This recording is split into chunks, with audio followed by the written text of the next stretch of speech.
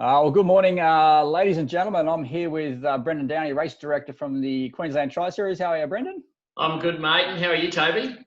Mate, ticking over. We've got a few events starting to happen and tick through. We saw one up on the Sunshine Coast last weekend. Yep. And, mate, very exciting for you. We're a week and a half away from our first round of the Queensland Triathlon Series, race number 1 at Moreton Bay. We're going to go through just a few little ins and outs over the next, part of just with the COVID safe plan, what you put in place, how it's going to work, how race day is going to go through. And then we will have a separate one with our race briefing as well. So for the first part is the COVID safe. I know you've had to do a lot of work trying to get to the point where we are, where we're able to get some races going. But the one thing we want to reinforce is that you have a full refund policy. So if for any circumstances, any of our races get cancelled, if there is a spike in numbers and that kind of stuff, you've got reassurance to our athletes that they will get a full refund or, along those lines. So do you just want to touch on that a little bit there, Brendan? Yeah, sure. So, we know that people's confidence to enter races is affected by, what's been happening around, no refunds and vouchers and things. And so that affects us because we actually need to know that people are coming to the event to be able to plan properly.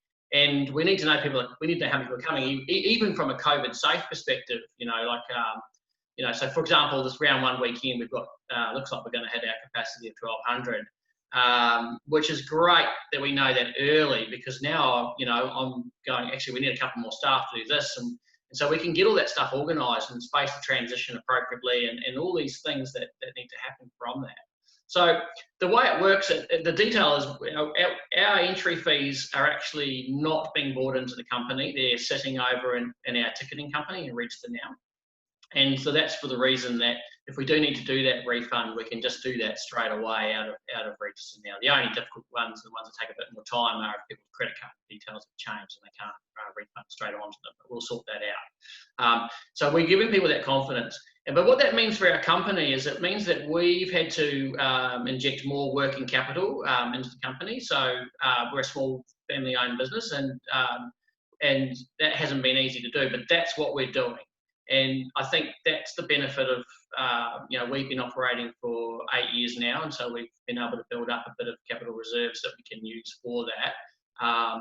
But we also think that in the long-term best interest, not only of our business, but also for the sport, that we need to do that so that we can all be here and, the sport can thrive on the other side of this, so we're working through that. And saying that, we've got one event done already with the Gold Coast Running Festival, and we've actually implemented all of our COVID safe strategies in that, which kind of helps us lead into this stuff. And we've got approvals through October. So I expect that the COVID safe stuff that we're about to talk about is the stuff that we're probably going to see at the races at least up till Christmas. And in the Queensland Tri Series, and we'll update this if things change, if they ease or if they get more stringent, or if things change significantly, we'll change this video. Well, that's, yeah. So we're talking, this is what we're probably going to follow for the next 4 races leading up to December. So that is Moreton Bay, Raby Bay, Robina, and then back at Raby Bay. And like you said, you'll be updating as we go through. Our main thing is, and one of the things that worked really well at the Gold Coast Running Festival was that pre-screen and sign-in. And it's pretty much one of the things that is protecting us and is able to get in and go through. And you're going to go through. So there's our scan that we do. What we had them at the Gold Coast Running Festival was doing that the day before, which made life a lot easier when you did come in that morning. You get your band and then you'll head into that transition area. That's how you're looking at doing it again for Moreton Bay? Yeah, that's right. So what happens is that code will go live 24 hours before. So we'll send everybody an email saying, hey, it's gone live. We'll also remind people on social that it's gone live. But that code is in the race manual that's on the website currently. So the event manual is the main briefing tool for each race.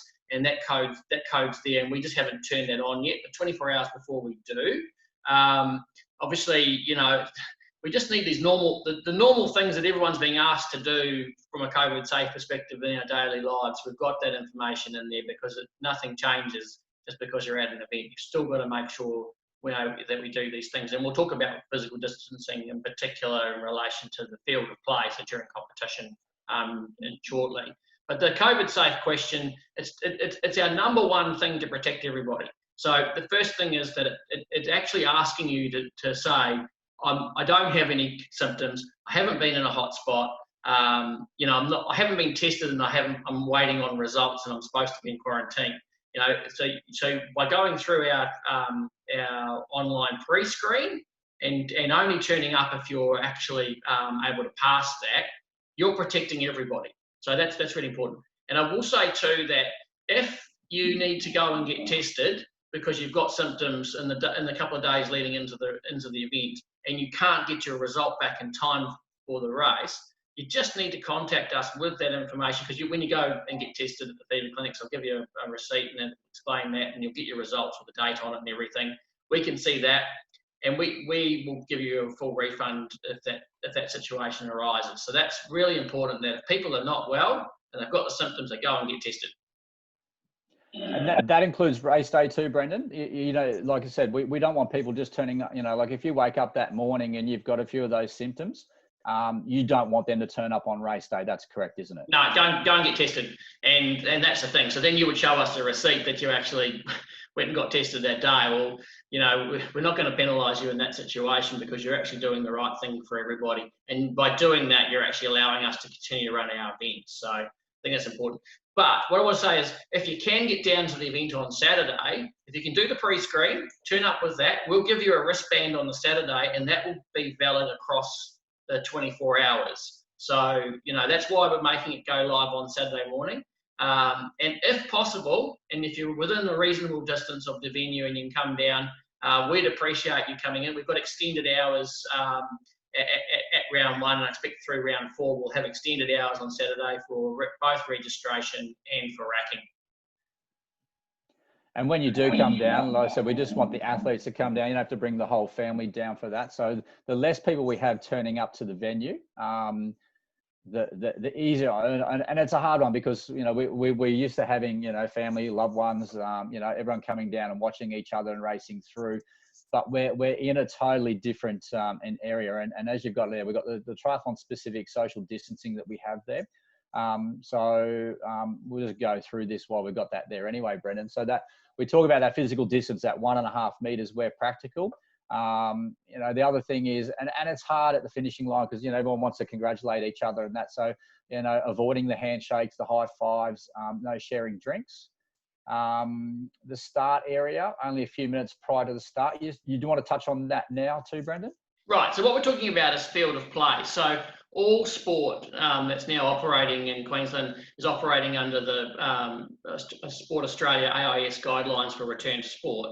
And so we have to have a more practical solution around that, because we know people are going to come together. For example, there's contact sport happening. So, you know, so when you do find yourself inside 1.5 meters, say on the run course or, you know, in the swim, you know, we want you to move back to that. The swim's a little bit different. What we really want to avoid in the swim is just direct contact. So just where possible, avoid direct contact. And so part of that is going to be the start area. Now we're quite lucky. So at round one, we've got a really wide beach, so we're going to utilise a wider start area. You know, at that event. At other events, we're able to operate with smaller waves and things to make it work. It's not so easy for us to do that with the Olympic distance at Moreton Bay, because it's a 2-lap swim. So we're trying to get everybody out and onto the bike course so that we can operate inside our road closure. So there's a couple of things around that. So the compromise is that we'll try and spread people a bit wider on that. Across that swim start area. Behind our swim start area there's always a grass area and so forth, and we just need people to be aware that that's not field of play. You're actually subject to normal 1.5 meters at all times in that area. We saw everybody that came down to our open water swim a few weeks ago that we ran with Triathlon Queensland doing a really good job of that. So we know that triathletes can do this to help us out, and also to support that. we would like people to limit their spectators to what's necessary, particularly for the first couple of events while we see how this all plays out. Now, it could be that things ease further, in which case we may not be so concerned about that. But the big unknown for us is spectators. So we really want people just to be aware of that for these first couple of events. We really want it, it's essential spectators. So, you know, if we've got minors competing, obviously we want a parent, a guardian there, and so on. And obviously, you know, if your partner's coming down to support you and drive you home and things while you've got tired legs, okay, that's fine. What we're trying to avoid is, you know, the extended family coming on down with it, and it's not necessary. So we definitely only want one adult per child as well. So that's in line with what's happening with school sport anyway. And also, obviously, club tents. At this stage, we are not allowing club tents, and that's for two reasons. Under a tent, you're only allowed 2 people on site, so that makes it very difficult. And also, by not having the tent, we actually open up the area and have greater area. So people do need to have hats and sunscreen with them, just to counter that. I suppose the big thing is what we're asking is everyone to be probably a little bit more self-sufficient throughout the day, and rolling in, rolling through, you know, during race and post race. As you got on here, our water stations are totally different to how we normally have them. You're going to a contactless self-service, so the drinks will still be there. They'll be on the table. You won't have volleys there handing them out as per se to what they're used to. Is that correct? That's right. So the front of the table will have the drinks, you know, spread apart. The back of the table's got them all jammed up, and then the volunteers at the aid station will be pushing the cups forward and having some space. It does mean if you're faster that you actually just need to slow down a little bit if you're going to grab a drink. The other thing is disposal of your cups is really important for us at the events. So we don't want cups going onto the ground if possible. Like, obviously, people are going to throw them and they're going to bounce off the rims and stuff, and that's going to happen.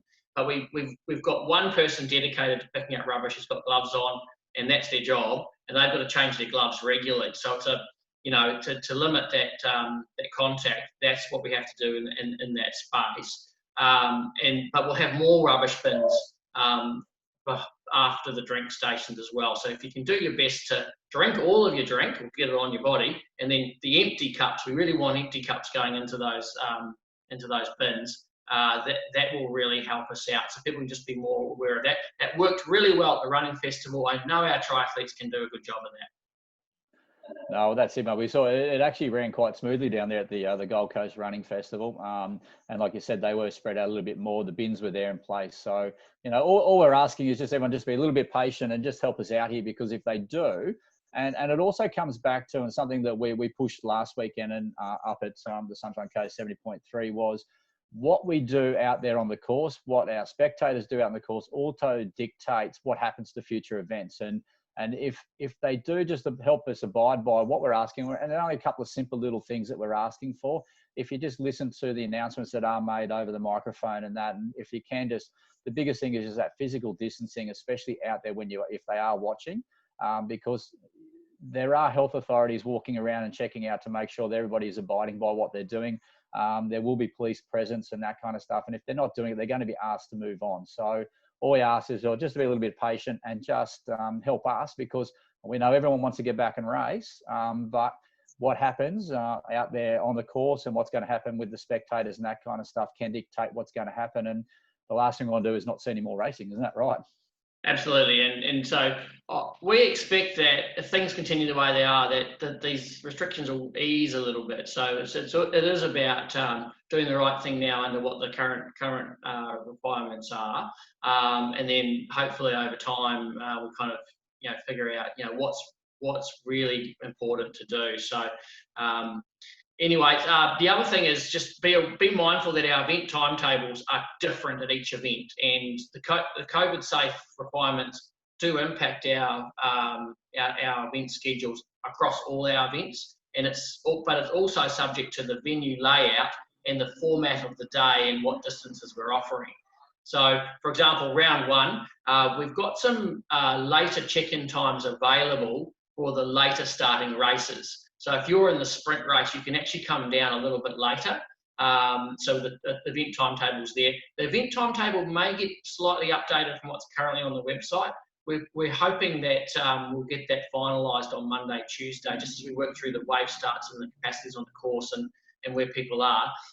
In particular, if you've got kids in the Enticer and the Cool Kids races, the venue at Moreton Bay allows us to have much later check-ins there as well. So be well aware of the different event timetables at each of the venues, because that assists us with our COVID safe plan, because it means that people are coming in, getting set up quickly, competing, and then we're going to do our best to help you depart by getting access to that transition as quickly as we can. So be aware of that. The other thing I would say about transition flows is we are going to be having one way in, one way out for transition racking. So, and at each of the rounds, we'll direct you to do that. So, for example, at Moreton Bay here, we're going to have people coming in where we normally have the in and out at Moreton Bay, actually. But they'll be coming in there, and then you'll be racking, and then you'll be just walking through transition and coming out that way. So we'll have a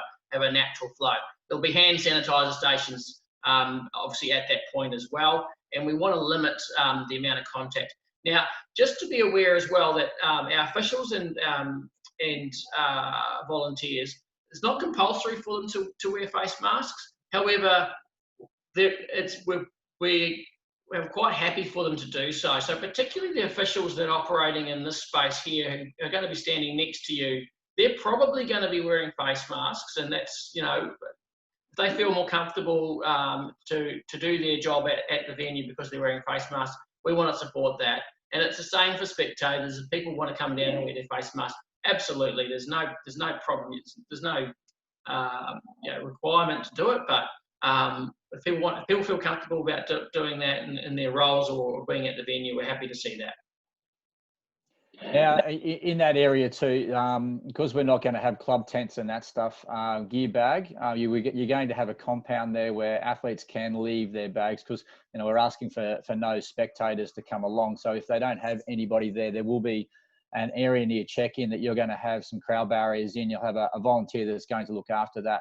You put your tag on your bag, and you're able to leave it in there while you're racing. Yeah, so look at the forecast looking pretty good for next week. So that will probably be an uncovered crowd control barrier area. It'll have it'll be supervised, and you'll be able to put your tag on your bag, bring it into the area, and put it on or under a table. There'll be tables in that area, and you just need to remember where you've put it, and then when you come back, to show your race bib, show the tag, and you'll pick it up and away you go. So that's a bit of a difference to what we normally do. We still need to allow bag storage of keys and phones and those sorts of things, particularly because we're going to have people come down on their own, where they might have come with supporters who might have looked after their bags. So we know that that's something that people want to do. So 100% there'll still be that. And I say forecast-wise, looking pretty good. So there'll be an open area. And the other one we've got there too, Brendan, is presentations. There is no presentations at our well, especially at our first 4 races anyway, unless we do get different changes in the circumstances. But at this stage, there is no presentation ceremonies, but we're still going to acknowledge our first, second, and third. How's that all going to happen? Right. So we're still going to have a presentation table, and that table is going to have the age group medals spread on them. Once the results go live, you'll be able to see who's first, second, and third. So and I would say the best way to do this is at the end of the race, the results are live online. We'll try and get that posted up on the info board. So but if you check on your phone, that'd be great. If you're first, second, or third in your age group, you just come over, grab a medal off the table, and we'd like to get a photo of you. And the reason for that is we still want to try and acknowledge everybody. I mean, it's important that we do that. So we're going to get the photos, and then we're going to try over the week post-race to get those photos up onto Facebook so people can see who you are and how good looking you are and all that sort of thing with your medal. So we're going to do that. So now, if you don't want to pick up your medal, if you're just happy to have your placing and stuff, you don't have to. But that's the best way to do it. Because I know for a lot of people, it's they've trained hard, and they've achieved something good for themselves, and they want they'd like a little bit of recognition. We'd like to give you that recognition as well. So club points, individual points, all that's still exactly the same. Oh, well, I think we've covered most of that COVID safe plan. Is there anything else you want to cover in there, Brendan, or we're pretty much right on the money there? No, as I say, this is going to cover the COVID safe for the Queensland Tri Series for the foreseeable future, and we'll just update this down the track here as and when as appropriate. Thanks, everybody. No, we're not that far off now. So just over a week away from that first race. So we look forward to seeing everybody at Moreton Bay on the 27th of September. Thanks for tuning in, everybody.